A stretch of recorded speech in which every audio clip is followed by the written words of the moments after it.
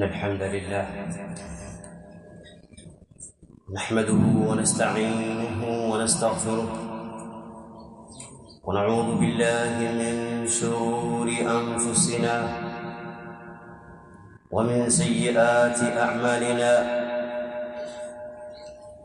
إنه من يهده الله فلا مضل له ومن يضلل فلا هادي له وأشهد أن لا إله إلا الله وحده لا شريك له وأشهد أن محمدًا عبده ورسوله يا أيها الذين آمنوا اتقوا الله حق تقاته ولا تموتن إلا وأنتم مسلمون يا أيها الناس اتقوا ربكم الذي خلقكم من نفس واحدة وخلق منها زوجها وبث منهما رجالا كثيرا ونساء واتقوا الله الذي تساءلون به والأرحام إن الله كان عليكم رقيبا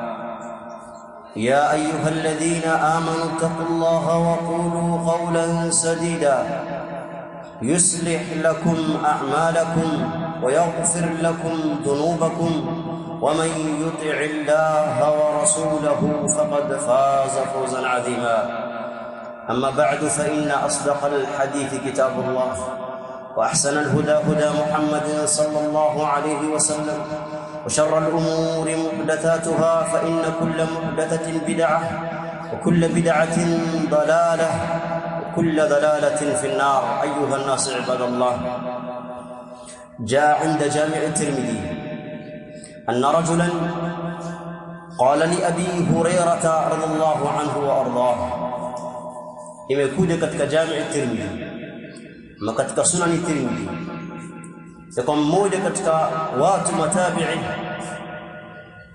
alimwambia Abu Huraira radhiallahu anhu wa ardah as'aluka bihaqqin wa bihaqqin lama haddathani hadithan sami'tahu لما حدثتني حديثا سمعته من رسول الله صلى الله عليه وسلم أقلته وعلمته ايوه يا ابو هريره nakuomba tena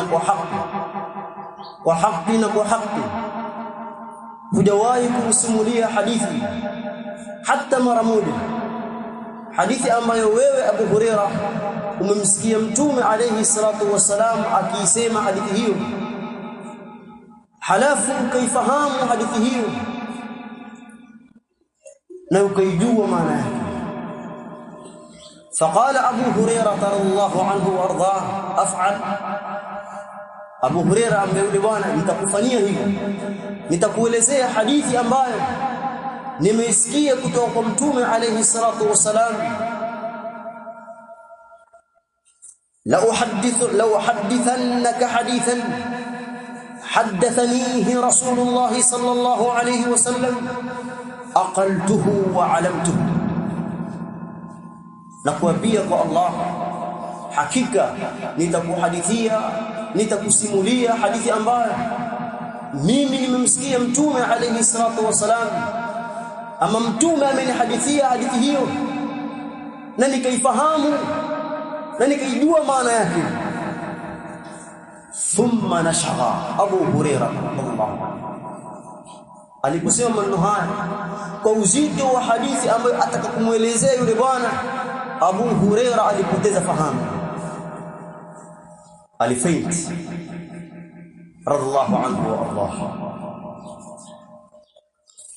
ثم نشغى ابو هريره نشغه فمكثنا قليلا ثم افاق amepoteza fahamu Abu Huraira kwa muda mchache alafu akili yake ikarudi akawa sawa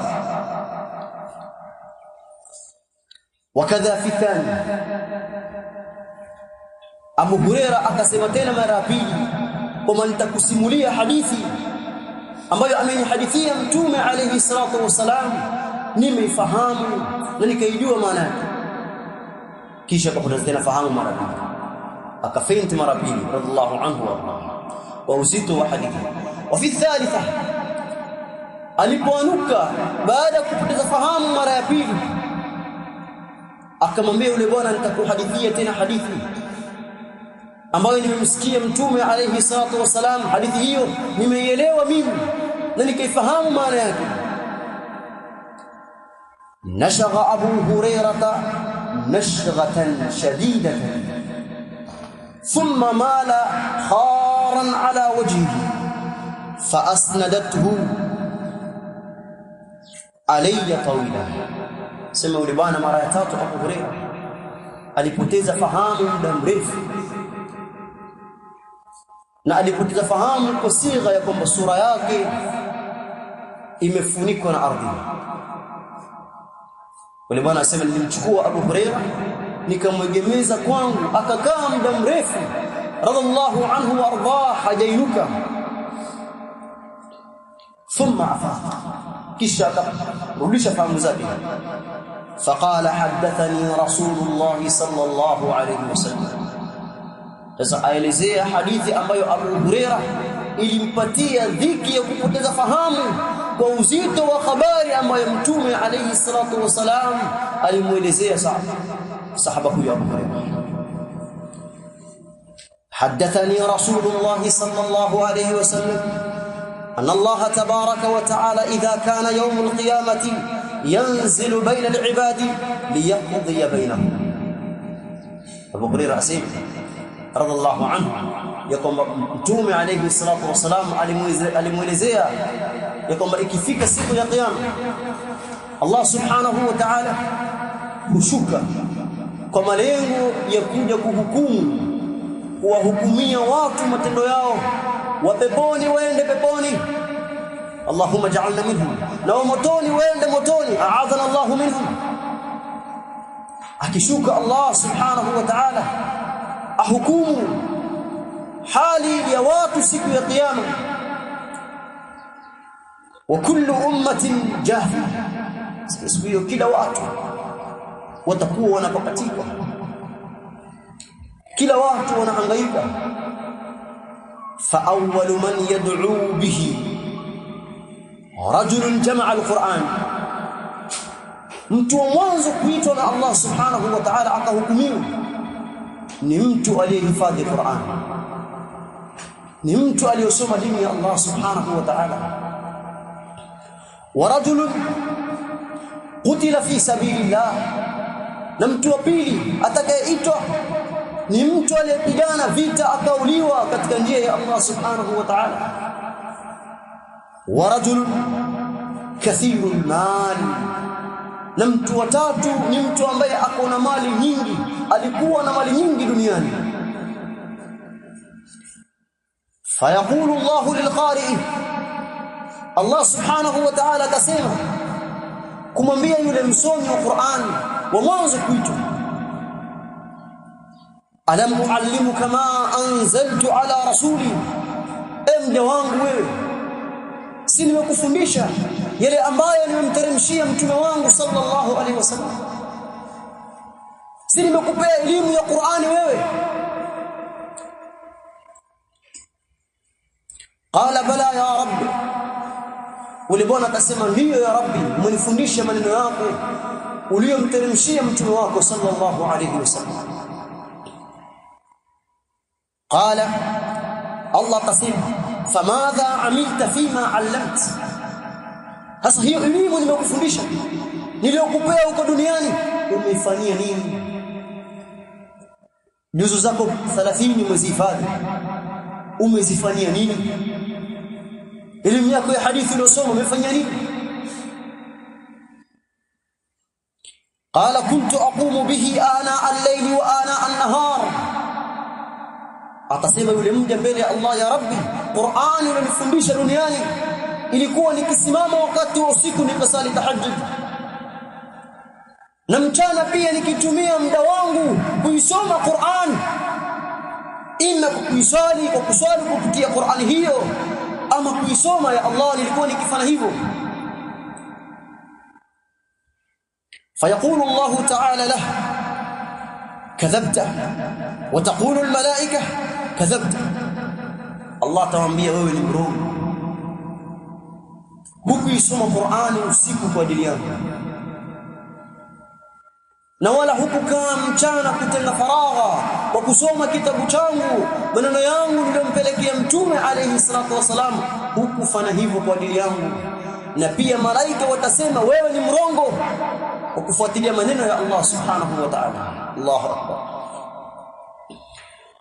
Wayaqulu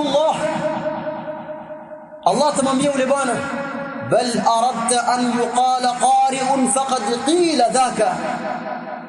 Ulisoma Qur'an usiku katika tarawih, uliinuka qiyamul layl, tahajjud na watu kawasalisha, malengo yako siku kutaka radhi za Allah, ulikuwa wataka watu waseme kwamba fulani ni msomi wa Qur'an, fulani aliyokusoma Qur'an. Ulipanda mimbar kuwafundisha watu na kuwakumbusha watu, si kwa malengo kama ni wataka radhi zangu, ilikuwa wataka watu waseme kwamba wewe ni khatibu mzuri. Hiyo ilikuwa ni malengo yako. Faqad qila dhak, yashasemwa hayo, maana kushalipwa. Usitarajie tena malipo mbele ya Allah subhanahu wa ta'ala. Ibadallah, kwa uzito maneno haya ndio maana sahaba Abu Huraira ilikuwa akipoteza fahamu. Aqulu ma sami'tu mustaghfirullah.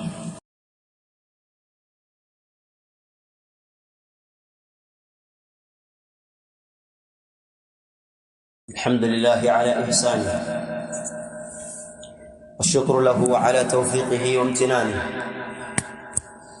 واشهد ان لا اله الا الله وحده لا شريك له تعظيما لشأنه، واشهد ان محمدا عبده ورسوله الداعي الى رضوانه. ايها الناس عباد الله، mtu wa mwanzo atakayeitwa mbele ya Allah subhanahu wa ta'ala ahukumiwe ni mtu aliyesoma Qur'an, akaisoma dini ya Allah subhanahu wa ta'ala, kama tulivyotangulia kuitaja hali hiyo yake. Asema Abu Huraira akielezea hadithi ya Mtume sallallahu alayhi wasallam,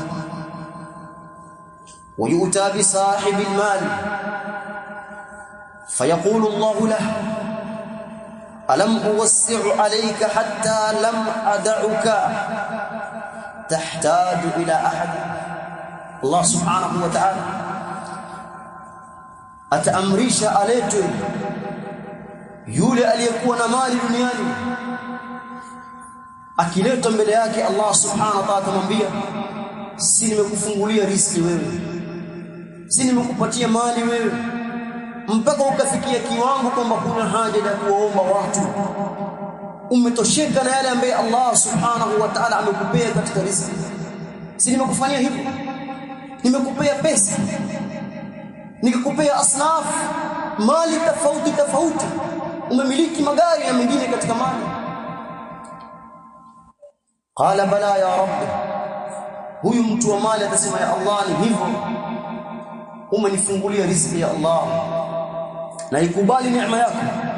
Qala madha amilta bima ataituk, hayo mali niliyokupea umeyafanyia nini sasa? Miaka yako 30 ambayo ulikuwa umemiliki mali kipindi hicho umeyafanyia nini? Qala kuntu aslu ar-rahim wa atasaddaq, ya rabbi, nilikuwa nikiunganisha kizazi, nikiwalisha watu wa familia yangu, nikiunganisha familia yangu, wajomba, mababu, nikiwaunganisha kwa kuwapatia riziki, kwa kusuluhisha ugomvi baina yao, kuwatosheleza familia yangu. Wa atasaddaq, na nilikuwa nikitoa sadaqa, kuwalisha mafukara, kuwalisha mayatima, kuwalisha wajane na wengine katika watu waliokuwa na haja. Nilikuwa nikifanya hivyo ya rabbi. Fayaqulu Allah ta'ala lah kadhabt, Allah tamwambia wewe ni mrongo. Bal aradta an yuqala fulanun jawadun faqad qila dhak, ilikuwa uunganisha familia yako, wawalisha mafukara na kuwalisha maskini waliokuwa na haja, malengo yako ilikuwa wataka watu waseme kwamba fulani ni mkarimu, fulani roho safi, fulani ana roho ya kutoa, ndio malengo yako hayo. faqad qila dhaka, na hilo lishasemwa, ushalipwa. Kile ambacho ulifanya amali ya kutoa sadaka kwa ajili yake ushapewa, watu washakusifu. Ibadallah, mtu wa tatu ni aliyepigana jihad, naye hali yake ni hii, anapigana katika jihad na kufar hadi anakufa katika maaraka, lakini ikifika siku ya kiyama Allah atamwambia nimekupatia nguvu fulani, nimekupatia ghera na ushujaa wa kujitolea ukapigana. Asema ya Rabbi, nimepigana mpaka nimekufa kwa ajili yako. Allah atamwambia la, wewe ni mrongo, qatalta liyuqalu annaka jarih, liyuqalu annaka shujaa, ulipigana ili watu wapite shujaa, ndio malengo yako, hukufanya kwa ajili yangu. Abu Hurairah asema radhiallahu anhu warda, wakati mtume alayhi salatu wasallam anaambia maneno haya, tulikuwa katika nyumba mimi na yeye peke yake, hakuna mtu mwingine. Fadharabani fi rukbati, mtume akanipiga katika magoti, akasema maneno haya, ya Aba Hurairah,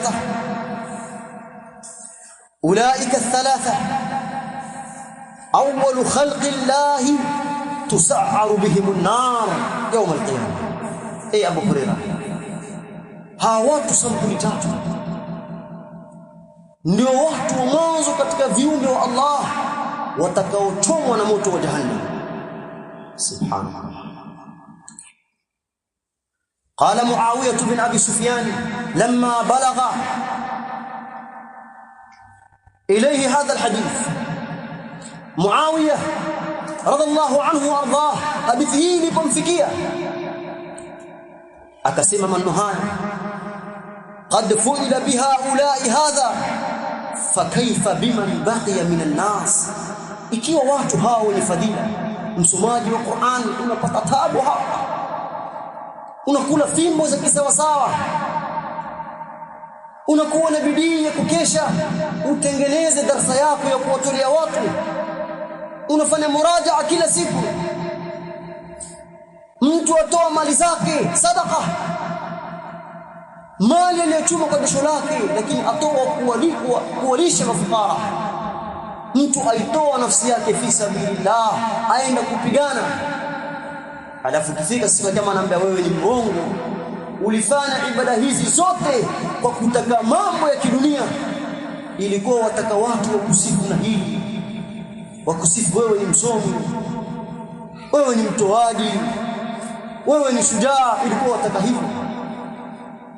Asa Muawiya bin Abi Sufyan rawi wa hadithi anasema amelia Muawiya hatta dhananna annahu halak, mpaka tukadhani kwa Muawiya leo yafa leo.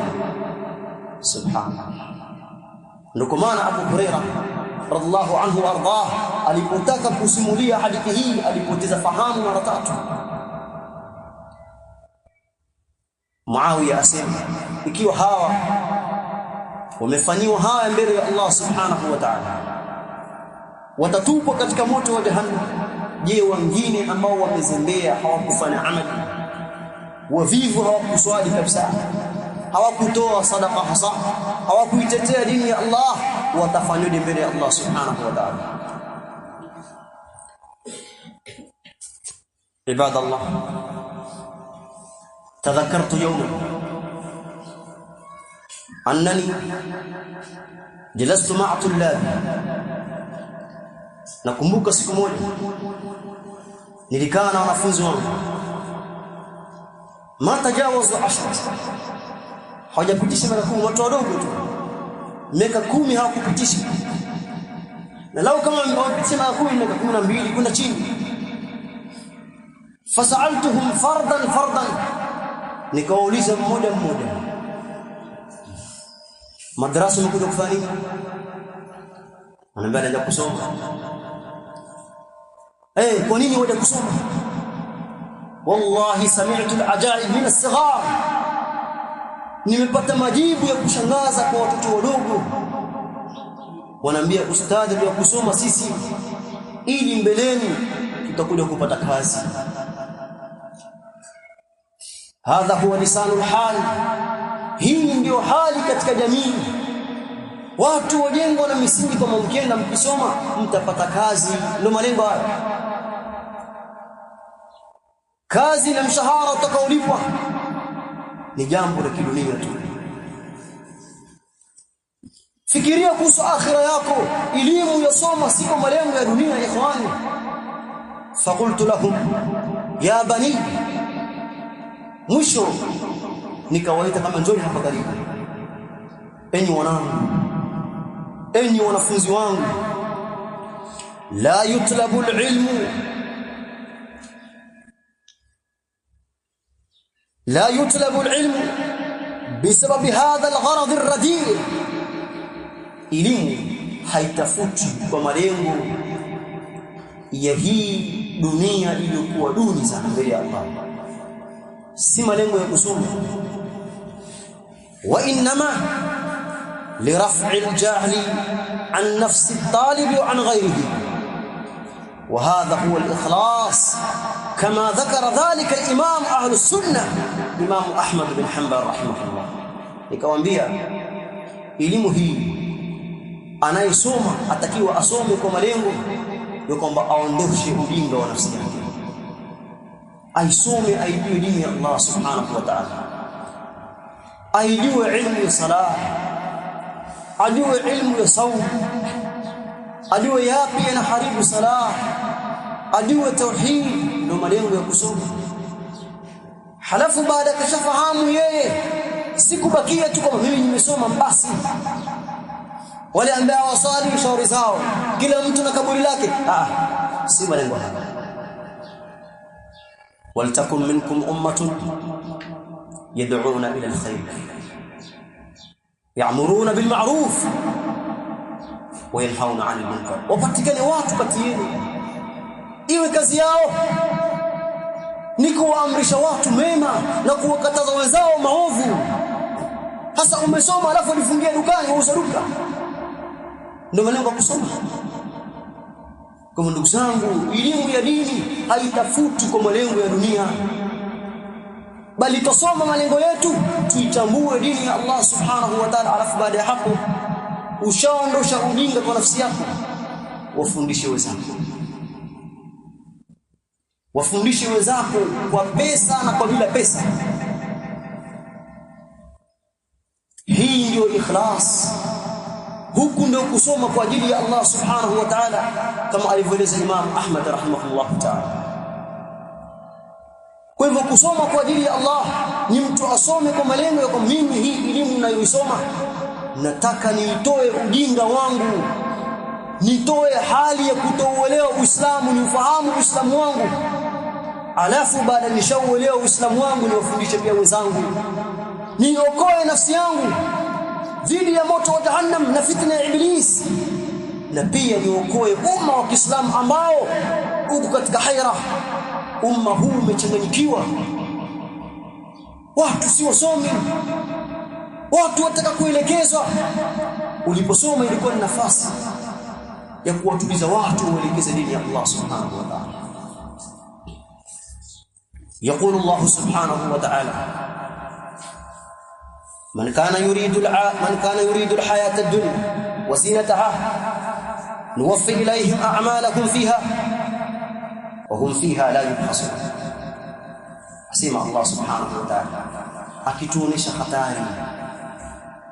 hatari ya mtu kuitaka dunia, kufanya matendo ya akhira, lakini ataka kwa matendo yale ataka jambo la kidunia. Usoma dini, usoma Qur'an, lakini wataka watu wakusifu tu, wataka pesa tu, kama vile kitega uchumi. Anasema Allah subhanahu wa ta'ala, yeyote ambaye ataikusudia hii dunia na maisha yake na mapambo yake. Asema Allah subhanahu wa ta'ala, tutamlipa zile ibada zake anazozifanya, tutamlipa hapa duniani na wala hatumpunguzi, tumpa kila kitu. Kwa hivyo sala yako unayosali Allah anakupatia hapa hapa. قال الإمام أبو الفداء إسماعيل بن كثير رحمه الله تعالى في تفسيره، قال العوفي عن ابن عباس رضي الله عنهما، ابن كثير نسيما كما صحابة ابن عباس أنا سيما النهار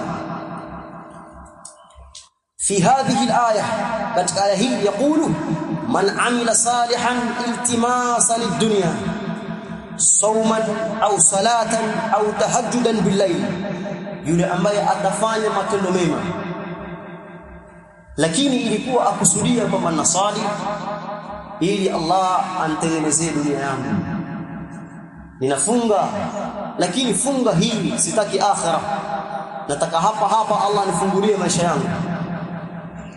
Nasali tahajjud si kwamba nataka pepo ya Allah, nataka tu hii tahajjud iwe ni sababu ya Allah kunifungulia maisha kwa duniani peke yake, nataka nipate cheo peke yake, sitaki akhira. Maana anakusudia dunia. Anasema Ibn Abbas radhiallahu anhuma, la ya'maluhu illa iltimasan ad-dunya, hafanyi hivyo yani hasali wala hafungi isipokuwa atakatu kutafuta dunia, ndio gharadhi yake. يقول الله أو فيه الذي التمس في الدنيا من المثابة، Allah subhanahu wa ta'ala mpeni yale ambaye alikuwa atafuta, mpeni katika mambo ya kidunia anayotaka. Alafu mkishampea wahabita amaluhu alladhi kana ya'maluhu iltimasa lid-dunya, na yale matendo yake, ile sala yake aliyosali kwa ajili ya dunia imeporomoka hapo lipo mbele ya Allah subhanahu wa ta'ala. Ushariku hapa duniani, basi tena mbele ya Allah usitarajie sala hiyo kwamba itakunusuru mbele ya Allah subhanahu wa ta'ala. Wa huwa fil akhirati min al-khasirin, na siku ya kiyama atakuwa miongoni mwa waliopata hasara. Samim ikhwani fillah, ya hadithi hii na hii aya,